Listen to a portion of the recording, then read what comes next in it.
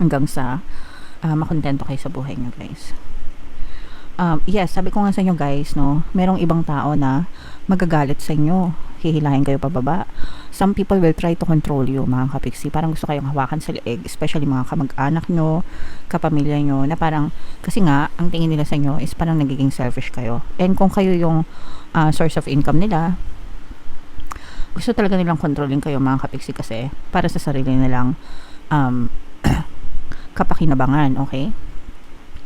And it's okay, it's still okay to help them.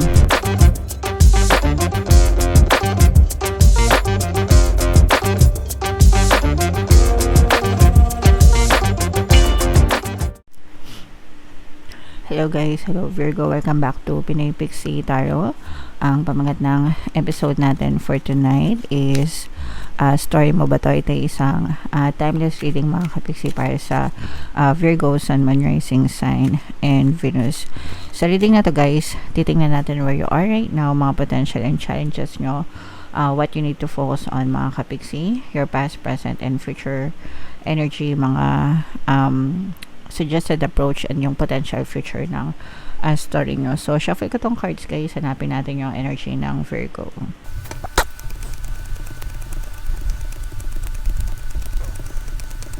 Ito, guys. So, Virgo, kayo ay represent ng Queen of Pentacles sa ating spread. Kung ano na lang yung makaresonate sa inyo, guys, take that message. Kasi hindi lahat ng mensahe ay magre-resonate sa inyo, mga kapiksi. Where you are right now, guys, nagsaseryoso na kayo sa buhay nyo ngayon, no? So, ibig sabihin, parang tapos na kayo sa mga pa-relax na buhay, pa-easy na buhay, mga kapiksi.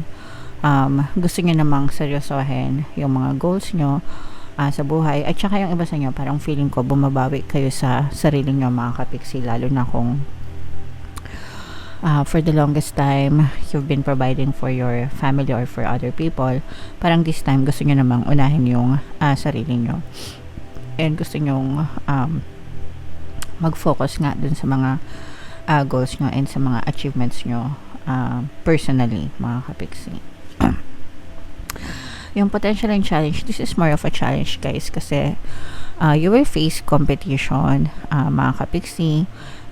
And parang meron din mga opposing energies, no? Ibig sabihin ng opposing yung parang kumukontra, no? Lalo na kung, let's say, for example, breadwinner ka, tapos sinabi mo sa family mo na hindi ka na makapag-provide sa kanila, or lilimitahan mo na yung bigay mo sa kanila. Parang medyo magkakaroon ng konting clash, konting init. Syempre, mawawalan sila. Yung mga ganon. At saka parang merong kukontra sa'yo. So, again, no, at the end of the day, it's your life. It's your accountability. Ikaw pa rin masusunod dapat. So, as long as wala kang inaapakan na ibang tao, excuse me, guys, and you're doing good for yourself, diba? Sa tingin ko, wala mang problema, mga kapiksi. What you need to focus on, mga kapis, is you have to build a solid foundation for yourself, guys, no? Pwede rin na, let's say, for example, bago maiwan yung family mo, you can provide help for them na pwede nilang gamitin para kahit wala ka na, let's say, for example, tindahan, sari-sari store, di ba? Para kahit wala ka na, pwedeng may source of income pa rin sila, para hindi sila palaging umaasa sa inyo. So, and ikaw din sa buhay mo, kapag nag-start ka na maging independent, make sure that you build something solid, no? Para sa sarili mo, mga kapiksi. Para hindi kayo masyadong namamroblema, nangangamba, no? So, it will take a lot of effort, guys. And in the recent past, sobrang dami ng stress na pinagdaanan mo. Sobrang dami mong mga worries, sobrang dami mong isipin, guys, okay? Maraming ang pinagdaanan sa past nyo, guys, even depression for some. And parang sabi ko nga, kaya kayo bumabawi sa sarili nyo kasi dami yung pinagdaanan sa past. So parang this time, gusto nyo naman makahinga ng konti, and gusto nyo i-prioritize yung sarili nyo.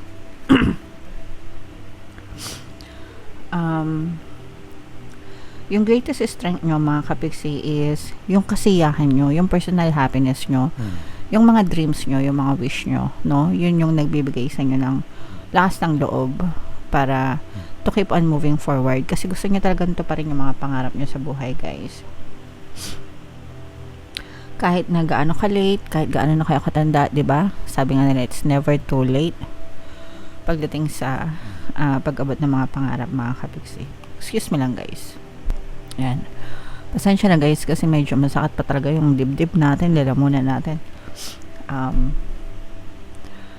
Gumaling na tayo pero bumalik na naman yung sakit natin. Anyway, in the near future, guys, no, listen to your heart. Yun yung pinaka-importanting message para sa inyo. Listen to your heart. Makinig kayo sa gusto ng puso nyo. Mga kapiksi, listen to yourself. Listen to your heart. What do you want? Ask yourself, what do you want? What do you really want? Hindi yung gusto ng ibang tao para sa'yo. Hindi yung tingin ng ibang tao maganda para sa'yo. Ask yourself, what do you really want? Ano talaga yung gusto mo? So, listen to yourself, guys. Wow, sa-success din kayo, mga kapiksi, no? And ang suggested approach sa inyo, guys, is huwag kayong titigil hanggang hindi nyo na nakakamit itong mga pangarap nyo sa buhay. Huwag kayong titigil hanggang hindi nyo na kakamit yung tunay na kaligayahan, yung totoong nagbibigay sa inyo ng happiness, mga kapiksi. So, you just keep on going and keep on moving forward kahit may suporta kayo or wala sa ibang tao. Ang importante is just support yourself and you show up for yourself every day, guys. Okay? So, yun yung importante. Excuse me, guys. And, pasensya na ulit, guys. And, what you need to know, mga kapiksi, talagang maraming pagsubok na pagdadaanan. Hindi magiging madali itong pagdadaanan nyo, especially kung gusto nyo talagang gawin yung mga bagay na gusto nyo. Merong mga tao na pwedeng siraan ka. Merong mga tao na hihilahin ka pababa. Merong mga tao, guys, na hindi masaya para sa'yo. And may mga tao na ang tingin nila sa'yo is selfish. And okay lang yun kasi hindi nyo naman sila mapiplease, diba? And you can only do so much for other people, guys, no? Pero kailangan mo pa rin i-prioritize yung sarili nyo, mga kapiksi, or at least kailangan yung isipan yung sarili nyo, guys. Okay? So, wag kayong mahiya na unahin or pakinggan yung sarili nyo kaysa sa ibang tao kasi it's your life. Ikaw yung importante dyan. Ikaw yung bida dyan, mga kapiksi, hindi yung ibang tao. Okay? Your hopes and fears, this is more on hopes, guys. Marami kayong susubukan ng mga bagay, marami kayong explore, marami kayong itatry hanggang sa makita nyo talaga yung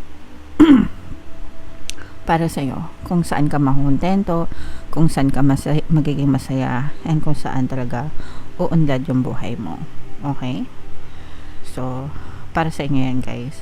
Explore nyo lang ng i-explore hanggang sa makontento kayo sa buhay nyo, guys. Yes, sabi ko nga sa inyo, guys, no, merong ibang tao na magagalit sa inyo, hihilahin kayo pababa. Some people will try to control you, mga kapiksi. Parang gusto kayong hawakan sa leeg, especially mga kamag-anak nyo, kapamilya nyo, na parang, kasi nga, ang tingin nila sa inyo is parang nagiging selfish kayo. And kung kayo yung source of income nila, gusto talaga nilang controlling kayo, mga kapiksi, kasi para sa sarili nilang kapakinabangan, okay? And it's okay, it's still okay to help them, diba? It's still okay to provide for them. Pero, alam nyo yun, parang okay lang, pero you can also set a limit or boundaries, guys, no? Hindi yung 100%. Let's say, for example, OFW ka, nagtatrabaho sa ibang bansa, pamilya mo nasa Pilipinas, tapos 100% ng income mo, pinapadala mo lahat, sa'yo walang natitira. So, yun yung usual na sakit, no, ng mga kababayan natin na OFW na nalulustay yung pinapadala sa Pilipinas kasi yaman-yamanan ang peg ng mga tao sa Pilipinas.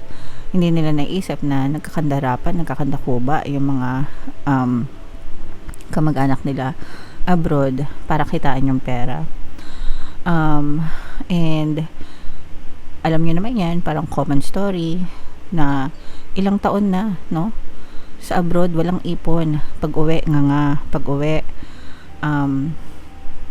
mahirap pa rin, no? So, make sure na nagtatabi talaga kayo para sa sarili nyo, guys. Kasi, kayo din yung magiging kawawa kapag inabuso kayo ng ibang tao, mga kapigsi. Paano pag hindi mo lang kaya magtrabaho? Paano pagka wala nang chance na mag-abroad ka, di ba? So, kawawa din kayo, guys. Kaya make sure na, sabi ko nga, okay lang na unahin yung sarili, mga kapigsi, para hindi rin kayo kawawa pagdating ng oras. Okay?